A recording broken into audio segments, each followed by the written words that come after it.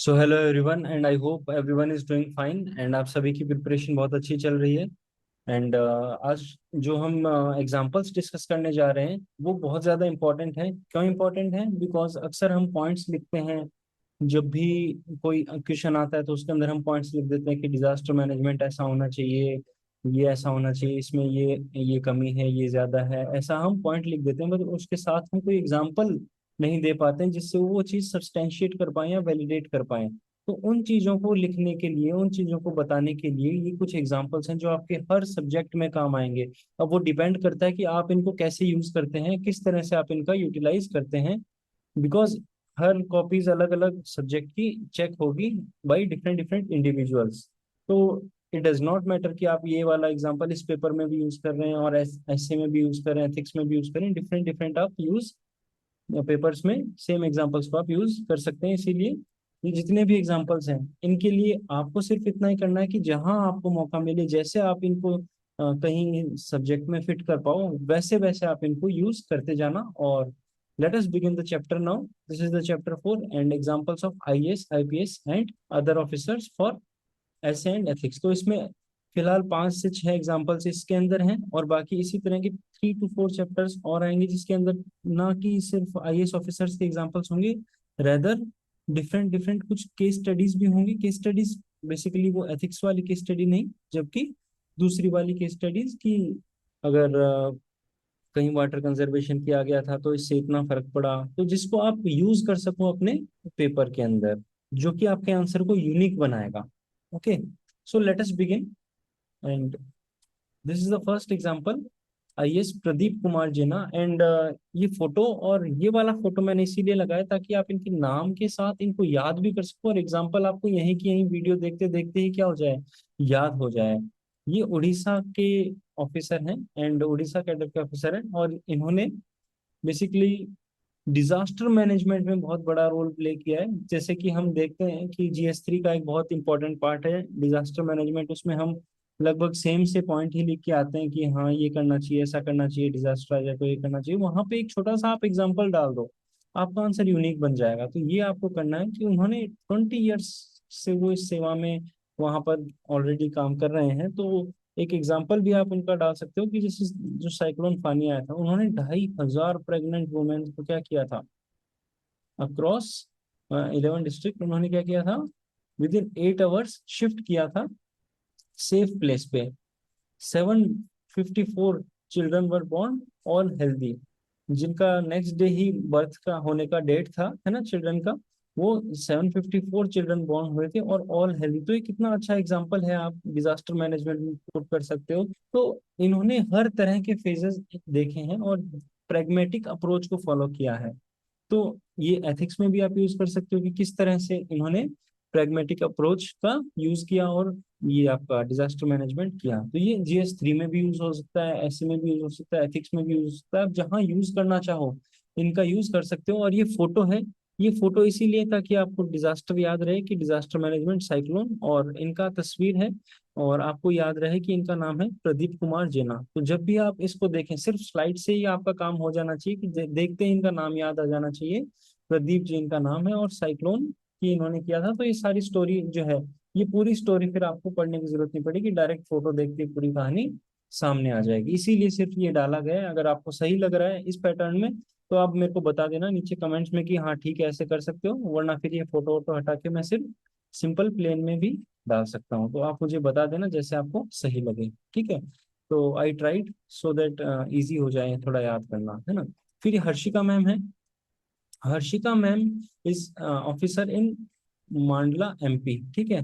वहां पे उन्होंने 100% फंक्शनल लिटरेसी। अब फंक्शनल लिटरेसी होती क्या है? फंक्शनल लिटरेसी मतलब कि नाम लिखना आ रहा है आपको, है ना, अपना आप सिग्नेचर कर पा रहे हैं, छोटी मोटी चीजें जो कि बहुत ज्यादा नेसेसरी होती है, जिसे हम कह सकते हैं कि बेसिक चीजों को, अगर सपोज आप अपना नाम भी नहीं लिख पा रहे हो तो कोई भी फ्रॉड्यूलेंट जो है एक्टिविटी आपके थ्रू करवा सकता है आपका अंगूठा लगवा कर, जैसा कि यहाँ पे पहले हुआ करता था। तो इन्होंने क्या किया, 100% फंक्शनल लिटरेसी अचीव करवाई। किस तरह से? काफी सारे वॉलंटियर्स इन्होंने अरेंज किए, है ना, उसी एरिया में से ही। ये खास बात थी कि 25,000 लिटरेट वॉलंटियर्स वहां से अरेंज करके, और डिफरेंट डिफरेंट तरीके से अलग अलग स्ट्रेटजीज का यूज करके वहाँ के एडल्ट पॉपुलेशन को, वहाँ के लगभग सभी पॉपुलेशन को कवर करते हुए लिटरेट किया, जिससे क्या हुआ, बैंक फ्रॉड्स रिड्यूस हुए, क्योंकि जो अमाउंट आना चाहिए था डिफरेंट डिफरेंट स्कीम्स में, लोगों के पास आना चाहिए था, लोगों के लिए जो आ रहा था वो क्या हो रहा था, डाइवर्ट हो रहा था और इधर उधर जा रहा था फ्रॉड्स के माध्यम से। लेकिन इन्होंने फ्रॉड भी रिड्यूस कराया, 100% फंक्शनल लिटरेसी भी अचीव की, और वॉलंटियर्स के साथ किया। तो ये इन इन छोटी छोटी चीजों पे आपको ध्यान देना है। अब जैसे कहीं भी वॉलंटियर्स का यूज है तो ये एग्जांपल आप दे सकते हो, ये आप GS2 में भी दे सकते हो, कैसे, लिटरेसी इंप्रूव करने वाला, GS3 में भी दे सकते हो, कैसे, बिकॉज वो रीजन क्या था, वो ट्राइबल रीजन था, ठीक है, तो आप वहां से एग्जाम्पल दे सकते हो। और सॉरी, GS1 में अगर आप दो, है ना, तो जो इंडियन सोसाइटी में वो आ जाएगा आपका ट्राइबल वल्नरेबल सेक्शन, और उसमें आपका आ सकता है कि आप यहाँ पे इन्होंने क्या किया, इम्प्रूव किया लिटरेसी रेट। फिर GS3 में कैसे करोगे आप इसको, बैंक फ्रॉड्स रिड्यूस करने का क्या तरीका हो सकता है कि लोगों की प्रॉब्लम्स को आइडेंटिफाई किया और एग्जैक्ट जो सॉल्यूशन चाहिए था वो दिया। तो ये एक बहुत अच्छा काम इन्होंने किया था कि प्रॉब्लम्स को समझ के, ठीक है। अब इसमें क्या आप दे सकते हो, प्रोएक्टिव अप्रोच, आप GS4 में भी एग्जांपल दे सकते हो और SC में भी एग्जांपल दे सकते हो। तो ये आप पे डिपेंड करेगा कंप्लीटली कि आप किस तरह इस एग्जांपल्स का यूज कर रहे हो।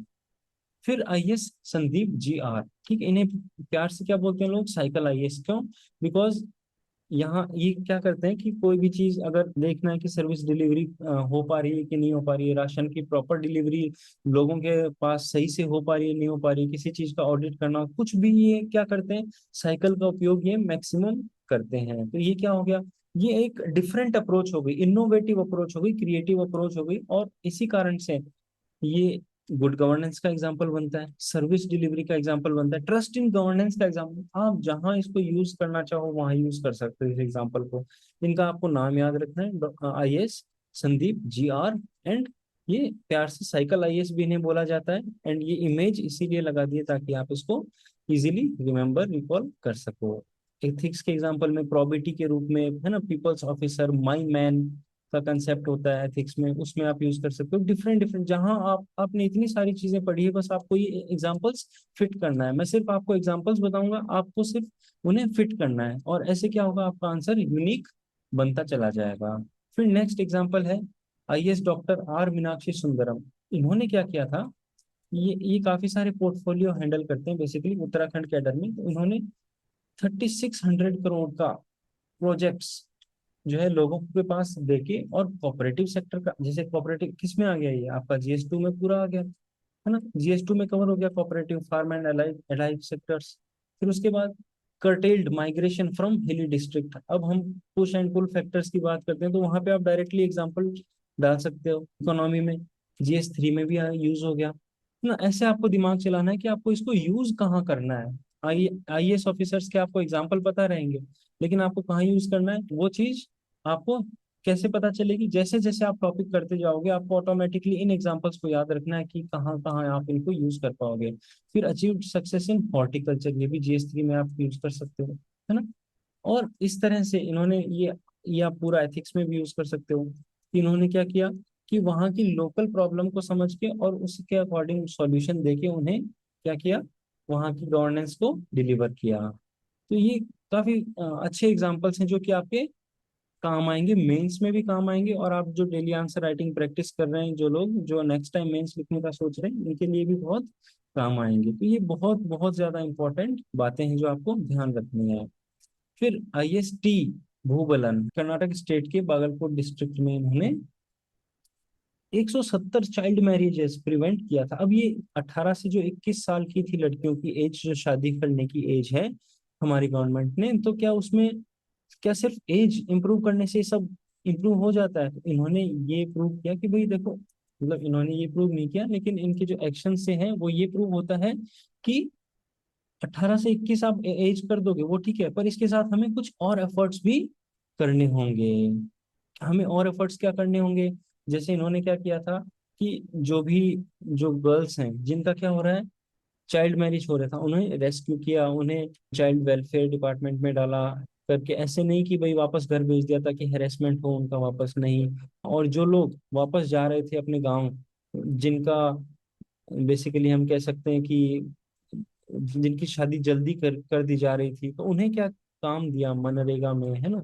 इस तरह के स्टेप्स लिए जिससे कि इनके जो अदर फैक्टर्स हैं वो कवर हो गए और लोगों के अंदर क्या अवेयरनेस क्रिएट की। तो इस तरह से डिफरेंट डिफरेंट इन्होंने फैक्टर्स का यूज करके बेसिकली क्या किया, चाइल्ड मैरिजेस को प्रिवेंट किया। और 170 चाइल्ड, और ये टॉपिक भी बहुत इंपॉर्टेंट है कि गर्ल्स की एज जो 18 से 21 की थी, उसमें क्या है, क्या प्रोज एंड कॉन्स में ये सब बातें जब आप लिखते हो, अगर ये GS2 सॉरी या फिर GS1 में अगर आपके क्वेश्चन आता है, तो उसमें आपको क्या करना है, ये एग्जांपल सीधा सीधा डाल देना है। और ऐसे में भी आप डाल सकते हो, है ना, कि अगर किसी भी वुमेन एम्पावरमेंट का आप एंगल या डायमेंशन यूज कर रहे हो, तो उसमें आप डाल सकते हो।